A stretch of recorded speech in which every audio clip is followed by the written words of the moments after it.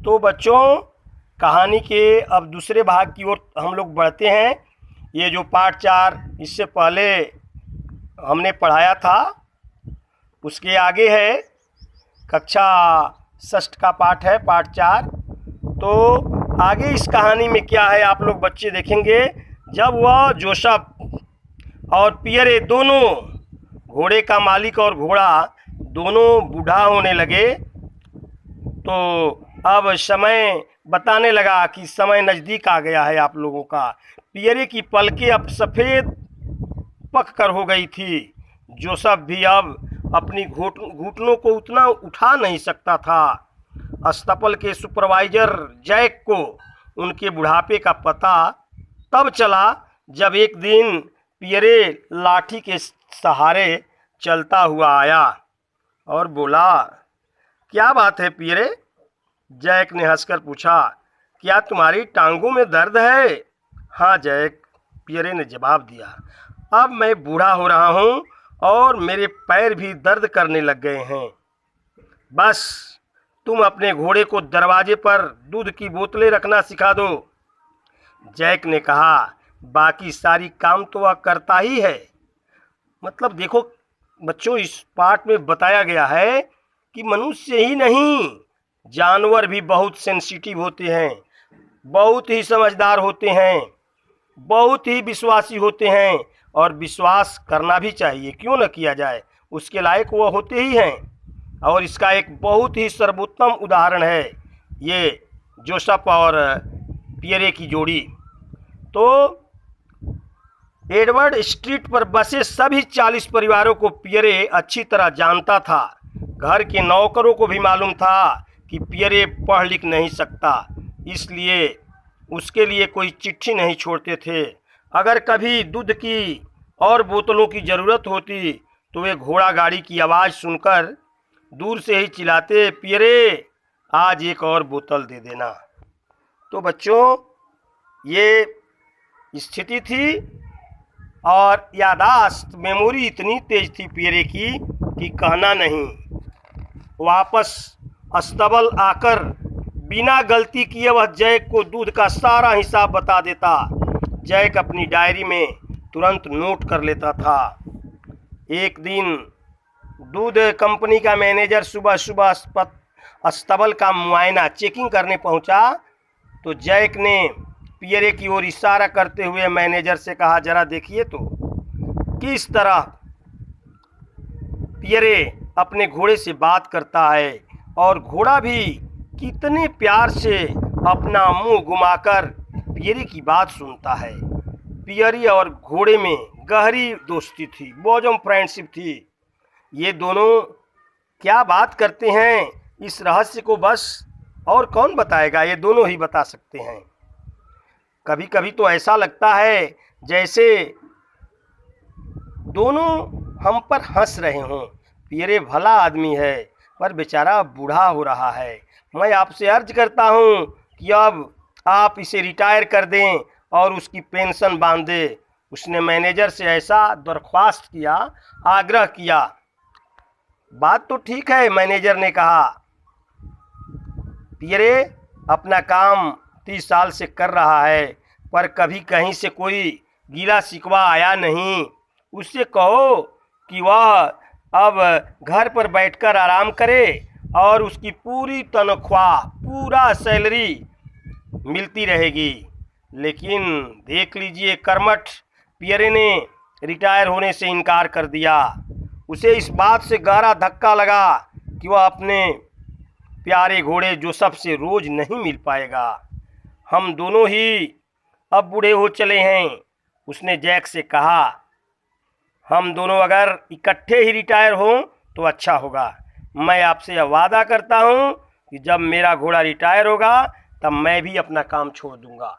मतलब दोनों में इतना प्रेम था, इतना अपनापन था, इतना स्नेह था कि दोनों एक दूसरे के पार्ट एंड पार्सल थे।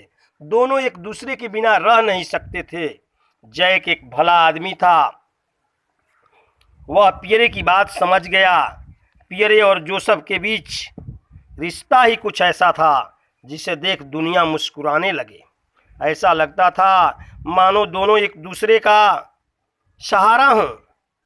जब पियरे गाड़ी की सीट पर बैठा हो और जोजफ गाड़ी खींच रहा हो, तब दोनों में से कोई बूढ़ा नहीं लगता था।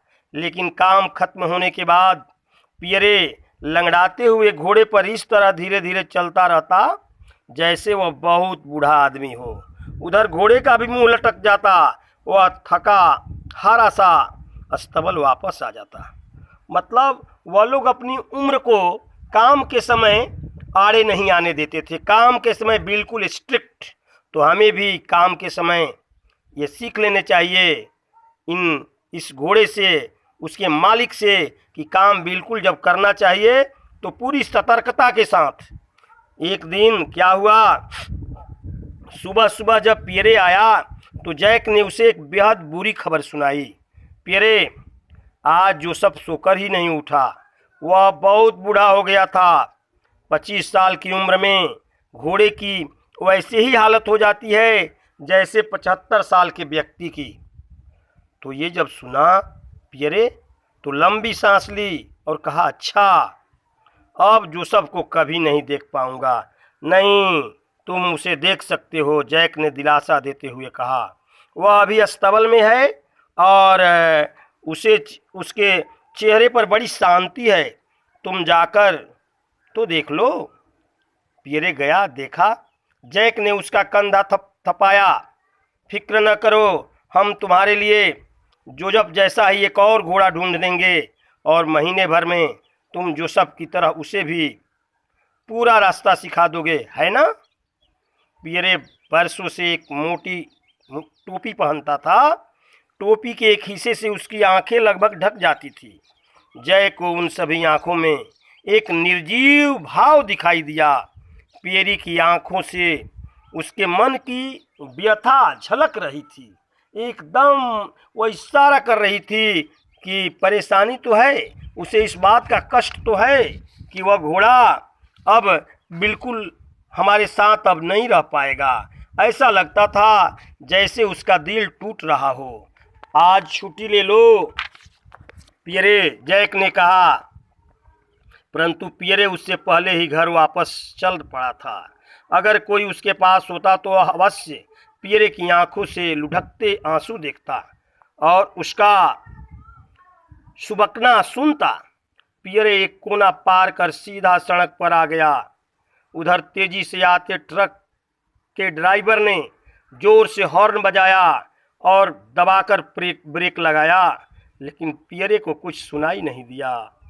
5 मिनट बाद एम्बुलेंस आई। उसके ड्राइवर ने कहा, यह आदमी मर चुका है। इस तरह से उस पियरे का दुखद अंत हुआ। तब तक जैक और दूध कंपनी के कई लोग भी वहां पहुंचे और पियरे के मृत शरीर को देखने लगे। ट्रक ड्राइवर ने गुस्से में कहा, यह आदमी खुद ब खुद ट्रक के सामने आ गया। शायद इसे ट्रक दिखा ही नहीं। यह ट्रक के सामने इस तरह आया जैसे एकदम ब्लाइंड हो, अंधा हो। एम्बुलेंस का डॉक्टर अब लाश की ओर झुका। अंधा? यह आदमी तो सचमुच अंधा था। जरा इसकी आंखों का मोतिया बिन तो देखो। यह कम से कम 5 साल से अंधा होगा। फिर उसने जैक की तरफ मुड़कर देखा और कहा, तुम कहते हो कि यह आदमी तुम्हारे लिए काम करता था, तुम्हें नहीं मालूम कि वह अंधा था। बच्चों, ये बात स्पष्ट करती है कि उसके अंदर इतना उस काम के प्रति लगन था कि अंधा होने के बावजूद भी वह पूरी तन्मयता से काम करता रहा। नहीं नहीं, जैक ने हल्के से कहा, यह रहस्य हम में से किसी को नहीं पता था, सिर्फ उसके दोस्त जोसेफ को पता था। यह दोनों के बीच की आपसी बात थी, सिर्फ दोनों के बीच की। तो बच्चों, इस तरह से उसका अंत हुआ, लेकिन वह दोस्ती और मित्रता वह भूला नहीं। तो बच्चों, ये कहानी हमें बतलाती है, हमें इंगित करती है, यह इशारा करती है कि कोई भी काम पूरे मनोयोग से, पूरी तन्मयता से मिलजुल कर करना चाहिए और जहाँ भी जिसके साथ भी रहना चाहिए 100% सकारात्मक रूप से उसके साथ रहना चाहिए। तो कोई भी दुनिया में असंभव काम नहीं है। हम मुश्किल से मुश्किल काम कर सकते हैं बच्चों। तो बस आज के लिए इतना ही। धन्यवाद।